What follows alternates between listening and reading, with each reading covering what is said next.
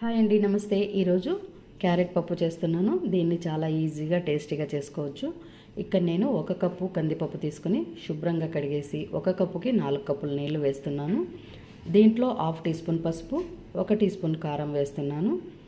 2 టమోటాలు, 2 క్యారెట్లను శుభ్రంగా కడిగి చిన్న ముక్కలుగా కట్ చేసి వేసుకోవాలి.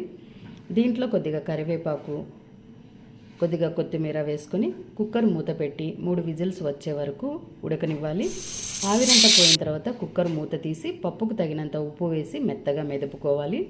తాలింపు కోసం కడాయిలో కొద్దిగా నూనె వేసి వేడెక్కిన తర్వాత వెల్లుల్లి రెబ్బలు, కొద్దిగా మినప్పప్పు, కొద్దిగా శనగపప్పు, జీలకర్ర, ఆవాలు, ఎండుమిరపకాయలు, కొత్తిమీర, చిన్నగా కట్ చేసుకున్న ఉల్లిపాయ ముక్కలు, కరివేపాకు వేసి బాగా వేగనిచ్చి పప్పులో కలిపేసుకోవాలి. అంతే అండి, చాలా టేస్టీగా ఉండే క్యారెట్ పప్పు తయారైంది. తప్పక ట్రై చేయండి.